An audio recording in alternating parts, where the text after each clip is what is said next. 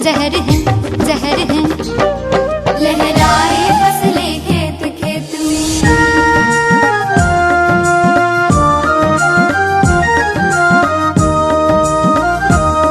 हम करेंगे जैविक खेती जो पौधों को जीवन देती, सबको सात्विक अन्न मिले, स्वस्थ बने मन खिले खिले। नए युग के लिए नई खेती, यह शाश्वत यौगिक खेती।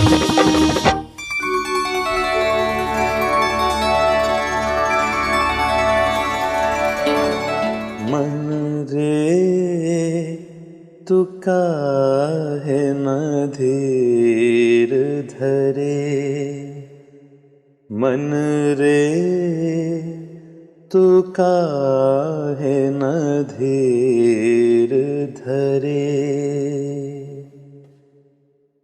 मन ने जब से धीरज धरना छोड़ दिया, तब से इस संसार की हालत क्या हो गई है दोस्तों, ये हमसे छिपी हुई नहीं है। कहने को ये देश गांव का देश कहलाता है। श्री कृष्ण भी गांव में ही तो रहते थे, मगर श्री कृष्ण की पुरी कहलाने वाला ये भारत देश कंसपुरी में बदल गया है। हर जगह झगड़े, लड़ाई, मारकाट, व्यसन, और अगर ये सारी समस्याएं ना हो तो प्राकृतिक आपदाएं। इन सारी समस्याओं से जूझ रहा है आज का इंसान, और इन सारी समस्याओं का मूल कारण है मन पर नियंत्रण न होना, मन का धीरज न धरना। नमस्कार, मैं हूं अमित। शाश्वत यौगिक खेती टॉक शो में आपका एक बार फिर से स्वागत है। दोस्तों, मन की गति पर ही ये सारा संसार चल रहा है। सबसे सूक्ष्म गति मन की है। शाश्वत यौगिक खेती टॉक शो में भी हम विचारों की और संकल्पों की ही तो बात करते हैं। विचारों और संकल्पों की शुद्धता से हमें शुद्ध सात्विक अन्न उगाना है, मगर ये सात्विक अन्न, ये पौष्टिक अन्न, ये शुद्ध अन्न तब उग पाएगा जब हमारा अंतःकरण शुद्ध हो पाएगा। समस्याओं से जूझते इस संसार में, सब संसार बड़ा भी है और हमारा खुद का निर्मित किया हुआ छोटा सा आसपास का संसार भी होता है। जब तक हमारा मन शक्तिशाली नहीं होगा, हम समस्याओं का निदान करने में सक्षम नहीं होंगे, अपने विचारों को दृढ़ करने में सक्षम नहीं होंगे, तब तक ये परिदृश्य नहीं बदलेंगे। जीवन में जो कुछ भी छोटी बड़ी या समस्याएं आती हैं, उन्हें आत्मिक बल से ही सुलझाया जा सकता है, दूर किया जा सकता है। आज इसी विषय पर चर्चा करेंगे, और इस विषय पर चर्चा करने के लिए हमारे बीच में पधारे हैं भोपाल से व्यवहार वैज्ञानिक डॉक्टर अजय शुक्ला जी। डॉक्टर साहब, आपका बहुत बहुत नमस्कार। नमस्कार दोस्तों, डॉक्टर अजय शुक्ला जी बचपन से ही ईश्वरीय ज्ञान में हैं। 12 पुस्तकों का लेखन कर चुके हैं, जिसमें से 5 पुस्तकें प्रकाशित हो चुकी हैं। कई राज्य सरकारों एवं केंद्र सरकार की इंटेलिजेंस विभाग के साथ में कार्य कर रहे हैं, और देश के कई महाविद्यालयों, विश्वविद्यालयों के वरिष्ठ प्रोफेसर्स यानी कि फैकल्टी को ट्रेन करने के लिए भी फैकल्टी ट्रेनिंग प्रोग्राम दे चुके हैं। आइए आज इनके अनुभव का लाभ लेते हैं। डॉक्टर साहब, जिस तरह से परिस्थितियां बदल रही हैं संसार की जी, ऐसे में मन जो है वो काफी कमजोर हो गया है, और ज्यादा। पहले कमजोर मन ने समस्याएं आमंत्रित कर ली, और अब समस्याओं के चलते मन और ज्यादा कमजोर होता चला जा रहा है। ये जो एक विषय साइकिल जो बन रही है, ऐसे में किस तरह से मन में दृढ़ संकल्प लाया जाए, शुभ संकल्प लाया जाए और आत्मबल को बढ़ाया जाए, ये कैसे संभव होगा? बड़ा ही जीवंत प्रश्न है, और इस प्रश्न के उत्तर की खोज सदियों से चली आ रही है। आज भी वर्तमान मानस को अगर हम टटोलने का प्रयास करें तो उसके अंतःकरण में ये बात चलती रहती है। उसको लगता है कि क्या तरीके हो सकते हैं कि मैं खुद ही मन को समझा दूं। हालांकि उसकी छोटी छोटी कोशिशें हैं। उदाहरण के लिए देखेंगे कि परिवार में अपने बड़ों के साथ बैठना, उनसे बातचीत करना, कुछ चीज़ों को जानने की प्रवृत्ति विकसित करना, इन सब के बीच में भी जो वो चाह रहा होता है उसे मिल नहीं पाता है। एक और तरीका होता है कि वो गुमसुम हो गया और उसने अपने आप से बातचीत शुरू कर दी। हम लोग अपनी भाषा में इसको कहें तो मनोवैज्ञानिक भाषा में ऑटो सजेशन जिसको हम बोल सकते हैं, वो प्रश्न भी अपने सामने रख रहा है, उसके उत्तर भी ढूंढ रहा है, समस्याएं भी उसके सामने हैं, गुत्थियों में उलझ भी रहा है, सुलझाने का प्रयास भी कर रहा है। उतार चढ़ाव के बीच में उसके ये प्रयास निरंतर जारी हैं, लेकिन सॉल्यूशन के साथ में वो है, इस बात का वो दावा नहीं कर पा रहा है। ऐसे में केवल एक आध्यात्मिक तरीका हो सकता है जिससे कि हम अपने मन को थोड़ा सा अगर एकाग्र कर लें तो शायद समस्याओं को एक बार एनालाइज किया जा सकता है। हमें लग सकता है कि अच्छा ये समस्या हो सकती है, ये प्राथमिकता के बेस पर इसको हम देख सकते हैं, प्रायोरिटी हमारी ये है, मुझे ये करना चाहिए था। थोड़ा सा सॉल्यूशन के संकेत यहाँ से मिलने लगते हैं और उसको लगता है कि अब कुछ हो सकता है। ये इस प्रकार की मनस्थिति उसके साथ जहाँ वो संवाद और विवाद और वितर्क के बीच में किसी निष्कर्ष तक पहुंचने की स्थिति में है, लेकिन उलझन समाप्त नहीं हुई है। जी। तो वर्तमान समय में ये एक बड़ी इंटरनल लड़ाई है जो दिखाई नहीं देगी। दिखाई देगी अगर किसी बेस पर, तो हो सकता है कि चेहरा उदास हो गया, अपने आप को कट ऑफ कर लिया, हमें बात नहीं करना है, काम नहीं करना है, वर्किंग लेवल पर देखें तो पेन डाउन करके बैठ जाना है। हाँ जी। अब कोई व्यक्ति एक सामान्य लेवल पर ये आइडेंटिफाई करना बहुत मुश्किल है कि अगर कोई अंतर्मुखी है, दिखने में ये दिव्य गुण है, लेकिन उसका मानस, उसका मन बहुत अंदर से नाराज है और उस क्रोध को, उस एंगरनेस को, उस फीलिंग को, उस इंटरनल प्रेशर को वो अपने छोटे छोटे कार्यों के बीच में जब इन्वॉल्व होता है तो वहाँ वो दिखाई भी देते हैं। सफलता नहीं मिलना, जी हाँ, असफल हो जाना, चिड़चिड़ापन बढ़ जाना, खाना मैं खा रहा हूँ लेकिन मुझे अच्छा नहीं लग रहा है। तो ऐसी स्थितियों के बीच में परिवार भी आइडेंटिफाई कर लेता है कि अभी कुछ गड़बड़ है। जी। हालांकि स्नेह प्यार का संबल उसको मिलता है, लेकिन स्नेह प्यार के बीच में थोड़ा समय अगर परिवार या समाज या रिलेटिव्स दे देते हैं तो उसे लगता है कि कहीं मुझे समाधान मिल सकता है, और वो थोड़ा थोड़ा जो स्नेह प्यार है वो उसे उस लेवल पर खड़ा कर देता है जहां वो अंदर से दावा करता है कि कुछ मजबूती आ रही है, कुछ बात बन सकती है। पर मैं ये कहना चाहूँगा डॉक्टर साहब, आज जो परिदृश्य हो रहा है या मुझे जिस दृश्य की कल्पना आती है बार बार, जो समाज का ही ऑब्जर्व किया हुआ जी है, जी, समस्याएं इतनी विकराल हैं और हर किसी के पास में। अगर आप परिवार की बात करें, जी जी, यहाँ एक व्यक्ति की बात नहीं है कि उसका मनोबल कमजोर हो गया या वो चिड़चिड़ा हो गया, यहाँ तो परिवार भी एक दूसरे से जुड़ा हुआ है। मैंने अपने चिड़चिड़ेपन में अपने ही परिवार के किसी सदस्य को कुछ बुरा भला कह दिया, उनका मूड खराब हो गया। उस परिवार के सदस्य ने आगे अपने 2-3 मान लीजिए छोटे छोटे बच्चे हैं, उनको कुछ बुरा भला कह दिया, उनका भी मानस खराब हो गया, मानसिक स्थिति बिगड़ गई।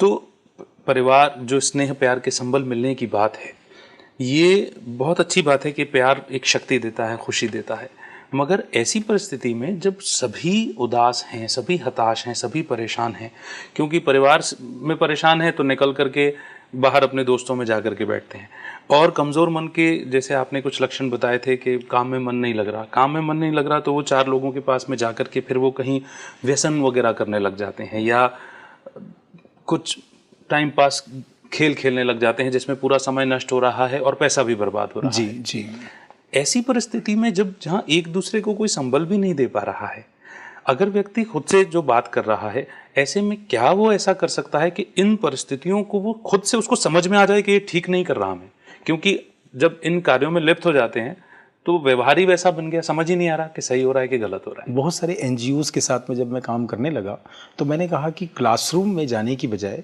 जहाँ प्रोग्राम होना है उसको मैं एक बार आइडेंटिफाई करना चाहता हूँ। जी। मान लीजिए कि वहाँ कोई कैंपस हमको अवेलेबल नहीं हुआ, अब वहाँ हम पास के मंदिर में चले गए। अब मंदिर के प्रांगण में जाने के बाद हम क्या देख रहे हैं कि 10-20 लोग बैठ के वहाँ पर ताश पत्ते वगैरह खेल रहे हैं। हाँ जी। पहला तो हमने क्वेश्चन राइज किया कि भाई इस अच्छे वातावरण में इस नकारात्मक स्थिति की क्या आवश्यकता है। हाँ जी। ठीक है, लोक लाज के भय से वहाँ से हट भी गए तो हमारे मन में आया कि यहाँ प्रोग्राम करना है तो कुछ सफाई की जाए। कुछ वॉलंटियर्स के साथ में हमने सफाई की। देखा तो मंदिर के ओट में या पीपल या बड़ का पेड़ लगा है तो वहाँ हमको बहुत सारी नशे की चीज़ें, जैसे कुछ बीड़ी का वहाँ मिलना, ताश की पत्तियां मिलना, कुछ ऐसी सामग्री मिलना जो मर्यादा के अनुकूल नहीं है। जी जी। तो एक मन में चिंता हुई कि अभी क्या हो गया है समाज को, क्या धर्म का छोटा सा स्थान भी अपनी पवित्रता को अक्षुण्ण नहीं रख पाएगा जी, या वहां पर उस गम को भुलाने के लिए हमें एकत्र होना पड़ेगा। और जब उन्हीं लोगों से वापस हमने बातचीत किया, मान लीजिए कि उस समय 60 या 70 लोग थे, इसमें महिलाएं भी थी, पुरुष भी थे, सब लोगों को आह्वान किया और हमने बातचीत किया कि हमारे मंदिरों में इस प्रकार की जो दुर्दशा अगर होती है तो यहाँ का जो वातावरण है, यहाँ तो ये समाधान केंद्र था। मैंने ये कहा कि ठीक है, शहर के लोग आफत आने पर, दुख आने पर पुलिस थाने तक भी चले जाते हैं विवादों में, लेकिन आपके पास तो ये भगवान ने बहुत, या समाज ने, आप लोगों ने मिलकर एक अच्छा स्थान बनाया है।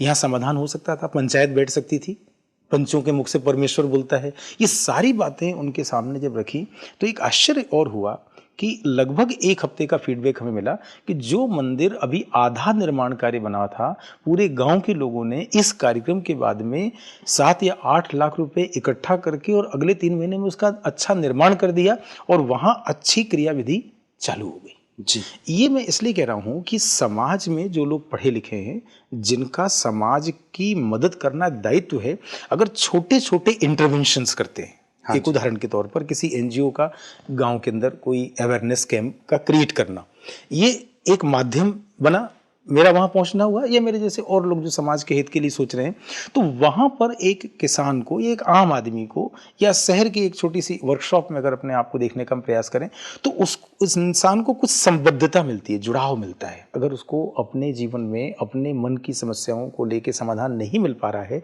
तो उसके पास में ऑप्शंस क्या है, और अगर वो उन ऑप्शंस पर जाने का प्रयास करता है तो ये छोटे छोटे विकल्प, उदाहरण के तौर पर अगर मीडिया के माध्यम से देखें कि केवल मनोरंजन के कार्यक्रम टेलीविजन पर नहीं है, बहुत सारे अच्छे कार्यक्रम आ रहे हैं कि अब किसान या एक आम आदमी कहता है कि हमने एक प्रोग्राम देखा, उसमें हमने एक विशेषज्ञ से बात सुनी जी, या हमने जानने का प्रयास किया, हमें लगता है कि हमारा मन मजबूत हो सकता है, कुछ उसको विचार मिला जी, उसके पास एक ऑप्शंस हुआ। ऐसा नहीं है कि वो एक्सपर्ट से जाके तुरंत लिंक कर रहा है, लेकिन सोच रहा है, फलाना इंसान ने प्रवचन दिया, उनकी ये बात ठीक लगी। इस प्रकार की एक्टिविटीज में धीरे धीरे इन्वॉल्व होने के बाद में उस आम आदमी को लगता है कि शायद यहाँ से समाधान मिल जाए, जी, कोई हमारी मदद करे। तो वो जो बातचीत उसके मन में चल रही है, वो चाह रहा था कि छोटा सा गांव में या शहर में एक स्कूल का शिक्षक भी उसकी मदद कर सकता है, जी, जी, जी, एक बूढ़ा इंसान भी उसकी मदद कर सकता है। लेकिन प्रश्न उठता है कि एक आम आदमी उस वरिष्ठ व्यक्ति तक कैसे जाए।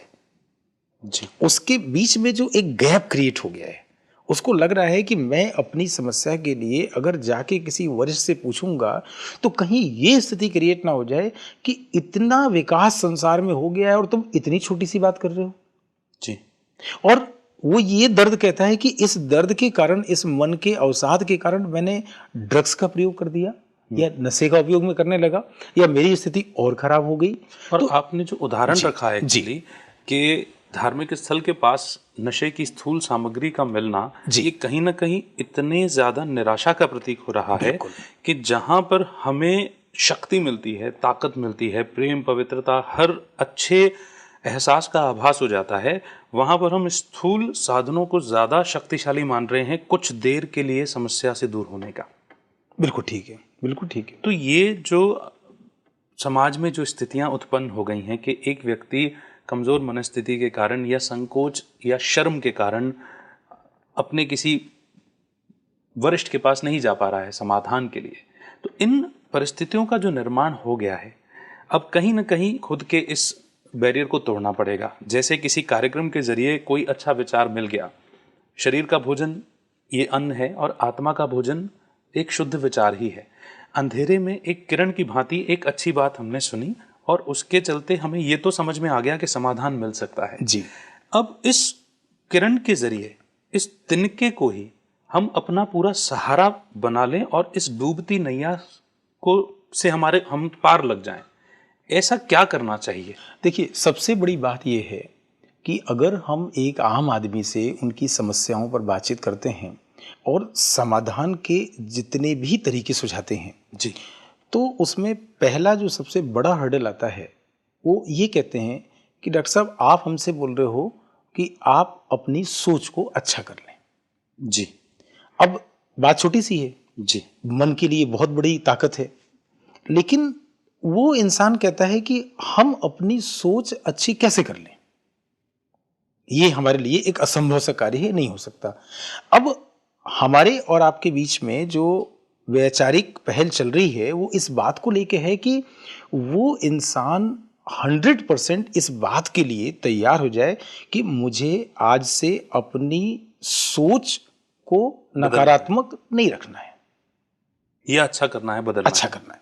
अब सोच में बदलाव के लिए अगर हम बात कर रहे हैं तो एक मनोवैज्ञानिक होने के नाते मुझे मन के उस जड़ में जाना पड़ेगा। हाँ जी, मुझे उसे बताना पड़ेगा कि ये जो श्रेष्ठ मानव का वटवृक्ष है ये तैयार कैसे होता है, और क्या आप इस सृष्टि पर आने के बाद अपने आप को एक बहुत ऊंची स्थिति में ले जाना चाहते हैं।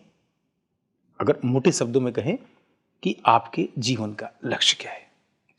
अब जैसे ही हम लक्ष्य की बात करते हैं, एक आम आदमी फिर कहता है ये तो बहुत पढ़े लिखे और समझदार लोगों का काम है जी, लक्ष्य बनाने की क्या जरूरत है, सृष्टि में पैदा हो जाओ, अपने आप सब व्यवस्था चलती रहती है। हाँ जी, तो अब एक आम आदमी, जो आपने कहा कि रोटी कपड़ा और मकान, जी, ये जो उसके मानसिक स्ट्रक्चर में है, इस स्ट्रक्चर से वो कभी बाहर नहीं निकलता है। उसको लगता है कि सोचना या समझना या सीखना ये एक अलग परिदृश्य है, जी हाँ, ये जीने का या बहुत ज्यादा मन को ताकत देने का आधारभूत स्तंभ नहीं है।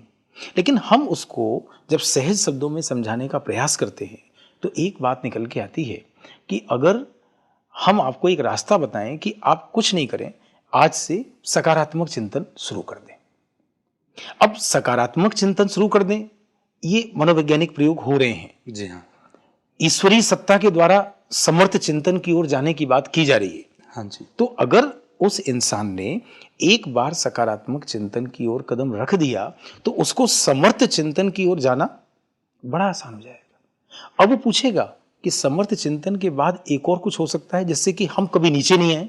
हाँ जी, तो वहां हमें इस बात को उस इंसान के सामने रखना पड़ता है कि भैया आप समर्थ सोच के बाद में अगर महान सोच में या महान चिंतन की ओर चल पड़े तो आपके जीवन में एक श्रेष्ठ व्यक्तित्व का निर्माण होगा और वहां मन बहुत प्रबल होगा, सशक्त होगा। जी डॉक्टर साहब, जो आपने बताया कि सकारात्मक चिंतन, सकारात्मक से समर्थ और समर्थ से महान सोच, ये तो एक, अगर मैं किसान भाइयों के मद्देनजर देखूं और सोचूं तो ऐसा लगता है कि वो, क्योंकि उन्होंने तो बचपन से जो देखा पढ़ा सुना, उन्होंने अपना अपना वजूद ही वैसा स्वीकार कर लिया कि हम तो इसी कर्म के लिए हुए हैं, इसी दायरे में जीने के लिए हुए हैं और यही हमारा कर्म है और यहीं से हम निकल जाएंगे। अच्छा बनना है, अगर सरल शब्दों में बोलूं, और अच्छा चिंतन करना है जिससे इस दायरे में रहते हुए भी, भले ही वो उसी गांव में मुझे जीवन व्यतीत करना है, कोई बड़े बड़े काम नहीं करने, उस सकारात्मकता की ओर मैं बढ़ सकूं, ये स्वीकार कर सकूं, मेरे जीवन में आने वाली छोटी छोटी समस्याओं का मैं सामना कर सकूं केवल, क्योंकि कोई भी समस्या आती है और मुझे चिड़चिड़ाहट और क्रोध आ जाता है, मैं दो अपशब्द बोलने लग जाता हूँ, या मुझे कुछ समझ में नहीं आता तो मैं शाम को सूर्य अस्त और मस्त होने चला जाता हूँ, नशे का सहारा लेने चला जाता हूँ। ये सिर्फ इतनी ही नकारात्मकता किसी आम व्यक्ति के हृदय से, दिल से निकले और उसका मन ये स्वीकार करने के लिए तैयार हो कि नहीं भाई, ये सब खराब चीजें थी अभी तक जो मैंने की और मुझे तो इस दायरे में भी अच्छा जीवन जीना है, ये कैसे कर सकते हैं? देखिए, बहुत सटीक आप बात कर रहे हैं। इसके लिए छोटा सा मैं एक उदाहरण आपके सामने रखूंगा। गांव के अंदर जब हम बहुत सारे कैंप लगाते हैं तो उस समय एक लगभग 65 वर्ष के इंसान मेरे पास आते हैं और उन्होंने कहा कि पिछले 10-12 कैंप में आने के बाद में एक घटना घटी और अगर मुझे मन को शक्तिशाली बनाने का ये विचार यहाँ से नहीं मिला होता तो मैं ऐसा ऐसा नकारात्मक कदम उठा लेता। ओके। तो उन्होंने कहा, मैंने उनसे पूछा कि मैं ये जानना चाहूँगा कि अगर आप इसको शेयर कर रहे हैं मेरे से व्यक्तिगत, तो व्यक्तिगत तौर पर कहते हैं कि बहुत छोटा सा उदाहरण कि मेरे घर के सामने, वो कह रहे हैं कि मेरे घर के सामने एक बबूल का पेड़ लगा हुआ है जी। मैं अपने जानवर वहाँ बांधता हूँ। अचानक देखता हूँ शाम को जाने के बाद में कि बबूल का पेड़ वहाँ गायब है और सिर्फ जानकारी मिलती है कि अभी आधे घंटे पहले उस बबूल के पेड़ को कोई व्यक्ति काट के ले गया। जी। तो उन्होंने कहा कि मैं घर में गया और एक बड़ा सा हथियार मैंने लिया और हथियार लेके मैं दौड़ा उनके पीछे और मुझे लगा कि अब मेरे मन पर मेरा नियंत्रण नहीं है और मेरे से कोई गलत कार्य हो जाएगा। अब वो हथियार लेके दौड़ रहे हैं और वो व्यक्ति भाग रहा है, उस वृक्ष को खींच के जो लेके जा रहा है उस वृक्ष को छोड़ के भाग गया। इनकी पकड़ में नहीं आया। शाम को आते हैं, सुबह जब कार्यक्रम में आ रहे हैं, बोले भाई साहब, मन को शक्तिशाली बनाने के लिए जो विचार आपने बताए थे, जैसे हम लोग भी चर्चा कर रहे हैं, यहां लग रहा है कि विचार के स्तर पर ये बातें एक आम आदमी के लिए गंभीर हैं, लेकिन वो गंभीर बातों ने एक आम आदमी को, जिनका पढ़ाई लिखाई से बहुत गहरा वास्ता नहीं था, उन्होंने मुझे बताया कि मुझे जैसे कोई रोक रहा है कि मेरे कोई गलत कार्य नहीं करना है, और जैसे कि एक अवेयरनेस ने, एक जानकारी ने मन की ताकत को या आत्मा की ताकत से उस काम को रोक दिया। और ऐसा लगा कि सुबह अगर उठ जाऊं और वो इंसान मिल जाए तो कुछ पनिशमेंट, कुछ सजा मैं दे दूंगा, लेकिन मैं वापस यहां पर आ गया हूं और अंतरात्मा से स्वीकार कर रहा हूं कि मुझे उस इंसान को सजा देने की आवश्यकता नहीं है। तो जब ये बात मैं सुन रहा था तो मैंने उनसे कहा कि मैं छोटा सा प्रश्न करूंगा, अगर बबूल की जगह आम का पेड़ होता तो आप क्या करते? तो उन्होंने बहुत स्पष्ट शब्दों में कहा कि डॉक्टर साहब, वो घटना घट जाती।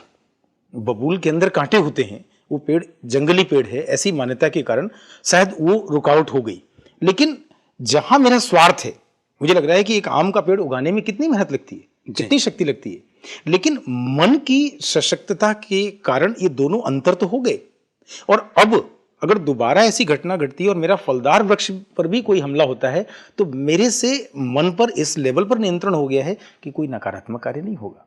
लेकिन मुझे उस समय लगा था कि एक आम आदमी मेरी बात नहीं समझ रहा है। कई बार भाषा या संवाद में ऐसा हो सकता है, लेकिन प्रयास अगर हम करते हैं, छोटा सा और उदाहरण मिलूंगा।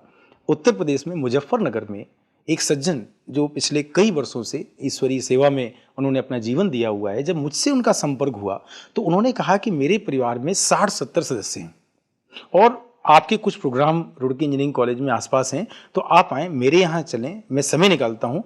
3-4 दिन के समय में उनके घर के 50 लोगों से मिला मैं। जी, आप आश्चर्य करेंगे कि गांव के अंदर आज भी पर्दा प्रथा है। परिवार के सब सदस्य बैठ गए तो उन्होंने कहा, डॉक्टर साहब आप बैठें और मैं बाहर जाता हूँ। बहू, बेटी, बुजुर्ग सब बैठे हुए हैं। आप विश्वास नहीं करेंगे, रात के 9 बजे से लेके हम 11 बजे तक चर्चा करते रहे और उन विषयों पर चर्चा हुई और मैंने ये मान के चर्चा की कि मेरे को इनको इतना सहज रूप से सब बातें बतानी है कि सुबह में इसके निष्कर्ष पूछूंगा। तो जब हमने बताया कि आपके एक परिवार में, इस पूरे कुटुंब के अंदर एक इंसान ने तय किया कि मुझे अपना जीवन सशक्त, अपनी आत्मा को पावरफुल बनाना है, लेकिन वो इंसान कहता है कि मेरे घर के 60-70 सदस्य सब अच्छे बन सकते हैं क्या? इस खोज में वो मेरे को यहाँ ले आए। जी। अब मैं आपसे बातचीत कर रहा हूँ तो सुबह उनकी सबसे छोटी बहू ने कहा कि आपकी सारी बातें सुनने के बाद मेरे को एक बात सबसे अच्छी लगी जी। और सहज बातचीत करते में हमने कहा कि 100-200 एकड़ जमीन आपके पास में है जी।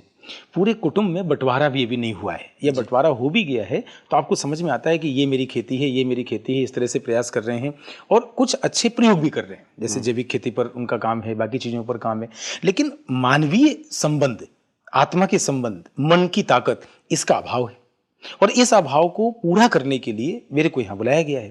तो उन्होंने कहा कि हमें अच्छा लगा कि आपने कहा कि 100-150 एकड़ जमीन में से 1 एकड़ जमीन आप निकाल लें और कुछ नहीं करें, अपने कुल देवता का एक मंदिर बना लें जी। ये बात आपकी अच्छी लगी। तो हमने कहा कि आपके परिवार के ही 100-150 लोग हैं और रिश्तेदार आ जाएंगे तो 200-250 लोग हो जाएंगे जी। और ये जो भाई साहब जिन्होंने अपना जीवन अच्छा बना लिया है, कभी आए तो इनकी बात और लोग भी सुन सकते हैं। लेकिन आप, वो कहते हैं कि 150 लोगों को ये बात अच्छी लगेगी कि हम सब एक साथ मिलकर भजन पूजन कर रहे हैं जी। मतलब अध्यात्म या सात्विकता का संबंध या सात्विक चरित्र का संबंध वहां पर नहीं हो पाएगा। अगर ये संभावना में लेके जाता तो शायद मुझे सफलता नहीं मिलती, लेकिन मैंने देखा कि संभावना इतनी गहरी थी कि 3 या 4 दिन छोटे सदस्य से लेके बुजुर्ग तक मेरी मुलाकात हुई। और एक और आश्चर्य की बात कि उन्होंने कहा कि डॉक्टर साहब, जो आपने समझाया, आप अपनी बात को एक छोटे से चार्ट के रूप में हमारी सफेद दीवार पर लिख दो जी। और वो मार्कर ले आए। आप आश्चर्य करेंगे, मैंने वो बात लिखी, सारे सदस्य मौजूद थे, बोले आज नहीं कल ये दीवार में लिखा हुआ शायद इन लोगों के समझ में आ जाए।